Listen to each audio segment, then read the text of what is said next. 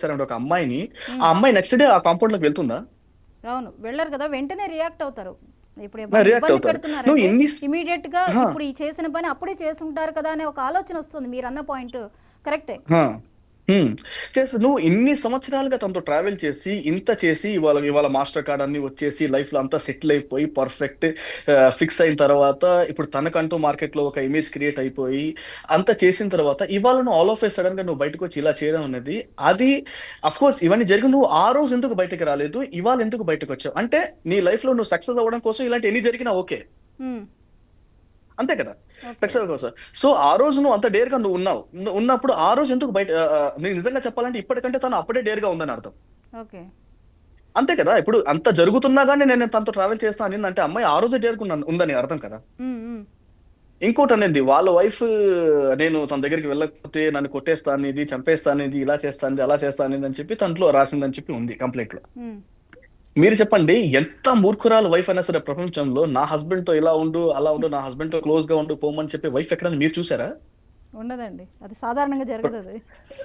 ఇక్కడ మీరు చూసే అయన్నీ జరిగే పనులు కాదు. హ్మ్. అవన్నీ ఏంటంటే ఇప్పుడు కేస్ పెట్టడం కోసం మనం వెళ్ళామంటే, ఆ కేస్ కొంచెం స్ట్రాంగ్‌గా ఉండడం కోసం ఇంక మనం రాసింది రాసుకుంటూ పోతూ ఉంటాం. హ్మ్. బట్ అది నిజమా? అబద్ధమా? అని తెలుసుకొని ఆఫ్‌కోర్స్ మీడియా ఛానెల్స్ కూడా ఆ తర్వాత దాన్ని ప్రెజెంట్ చేస్తే బావుంటుందని చెప్పి నా ఫీలింగ్.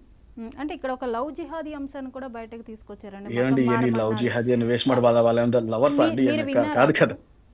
అయన్నీ ఈ వేస్ట్ మాటలండి. పాయింట్ మీరు సీ విన్నారా?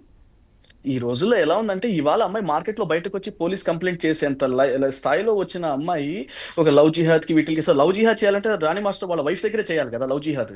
హ్మ్. మరి అక్కడ లేని తను ఇప్పుడు ఆ అమ్మాయి సాంప్రదాయాలు, అమ్మాయి అమ్మాయి పూజలు, అమ్మాయి తన తన లైఫ్ తను రన్ చేస్తుంది. హ్మ్. తిన లైఫ్ తిను రన్ చేస్తున్నారు. ఈ ఇయన్నీ అసలు వినడానికి కూడా ఏందంటే చాలా చీప్‌గా ఉండే వర్డ్స్ అండి. ఇంకా ఏంటంటే మన ఏంటి ఎవరికి కావాల్సిన స్వతంత్రం వాళ్ళకొచ్చింది ఈ దేశంలో. హ్మ్. ఎవరికి నచ్చిన వైఫ్ తల్లిదండ్రుల మాటే పిల్లలు వినట్లేదండి ఈ రోజుల్లో. హ్మ్. ఒకరు చెప్పిన మాట వినేసి ఇలా మార్చుకోలేరు. దీన్ని డైవర్ట్ చేయడం అంటారు. హ్మ్. జరిగిన విషయాన్ని వదిలేసి హ్మ్. రాజకీయాలకు అనుగుణంగా మార్చుకోవడం అంటారు దాన్ని. హ్మ్. అంటే అంతే. అంటే నాకు తెలుసు. నేను సాధారణ మనిషిగా నాకు తెలిసిన ఐడియా అంత వరకు. హ్మ్. షకీల్ గారు మరి ఈ ఇష్యూని హ్మ్. చూస్తే మీకు ఏంటి ఏమనిపిస్తుంది? ఇది ఎటు వెళ్తుంది అనిపిస్తుంది? ఒక అమ్మాయి పెట్టిన కేసు. జానీ హ్మ్. మాస్టర్‌కి ఇప్పుడు కెరియర్ పీక్స్‌లో ఉన్న టైంలో ఇటువంటి ఇష్యూలో హ్మ్. ఇరుక్కున్నారు. దీని నుంచి జానీ మాస్టర్ అన్నట్లుగా ఆయన బయట పడగలుగుతారా? పెట్టిన కేసు తీవ్రత ఆయన్ని ఎటువైపు తీసుకెళ్తుంది అనుకుంటున్నారు? సీ ఇది లోపల 4 గోడల మధ్య ఏం జరుగుతుందో మీరు చెప్పలేము. నేను చెప్పలేను. మనం ఏం మాట్లాడుకుంటున్నామో లాజిక్స్ మాట్లాడుకుంటున్నాం. హ్మ్. ఆ రోజే జరిగినప్పుడు ఇవాళ ఆ రోజే రావచ్చు గదా! ఇప్పుడెందుకొచ్చింది అనే పాయింట్ ఆఫ్ వ్యూలో మాట్లాడుకుంటున్నాం. ఇప్పుడు లోపల జరిగిన విషయాల్లో డెఫినెట్‌గా ఏంటంటే ఇప్పుడు ఈయన కోణంలో ఇప్పటిదాకా మనం వినలేదు కదా! ఈయన హ్మ్. యాంగిల్‌లో, ఈయన కోణంలో మనకు తెలిసిన ఇతని క్యారెక్టర్ గురించే మనం ఇప్పటిదాకా మాట్లాడుకున్నాం.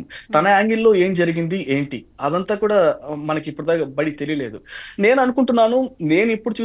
ఇప్పటిదాకా చూసిన జానీ వ్యక్తిగతం ఏదైతే ఉందో తన లైఫ్, తను కష్టపడిన తత్వము, సక్సెస్ అయిన విధానం అన్ని చూస్తుంటే డెఫినిట్‌గా తను అంత మేజర్‌గా ఎఫెక్ట్ కాడని నాకనిపిస్తుంది. హ్మ్. యెస్. అయితే మనం అక్కడ విజువల్స్ కూడా మనకొస్తున్నాయండి. ఉప్పరపల్లి కోర్టులో జానీ మాస్టర్‌ని హాజరుపరిచారు. సో, హ్మ్. తర్వాత మరి ఎటువంటి స్టేట్మెంట్స్ ఒస్తాయి? ఆయనైతే ఇవన్నీ కూడా ఆరోపణలుగానే మాట్లాడుతున్నారు. నేను నిజాయితీగా బయటకు వస్తాను అని అంటున్నారు. అండ్ ఇది ఒక హ్మ్. కుట్ర కోణంగా కొన్ని స్టేట్మెంట్స్ ఒస్తున్నాయి. ఇది హ్మ్.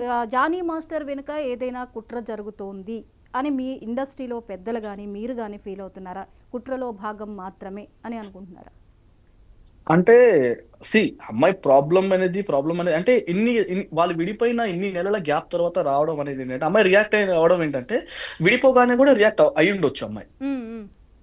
ఇన్ని రోజుల తర్వాత అమ్మాయి రియాక్ట్ అయిందంటే సపోజ్ అదే అందరి ఫీలింగ్స్ ఎలా ఉందంటే ఇండస్ట్రీలో కూడా మాట్లాడుకునే డిస్కషన్స్ కూడా ఆ అమ్మాయి వన్‌గా సంబంధించారు. ఇప్పటిదాకా అమ్మాయి ఏ మీడియా ముందుకొచ్చి మాట్లాడలేదు. అమ్మాయి వాయిస్ నోట్ గాని ఏమి రిలీజ్ చేయలేదు ఇప్పటిదాకా. హ్మ్. హ్మ్. ఆ రాసిన కంప్లెయింట్ గురించి ఇలా రాసింది, అలా రాసింది అని మాట్లాడుకోవడం తప్ప అసలు కంప్లెయింట్ ఆ అమ్మాయే చేసిందా? చేయించారా? అనేదైతే 100% అది క్వెషన్ మార్కే. ఆ హ్మ్. అమ్మాయి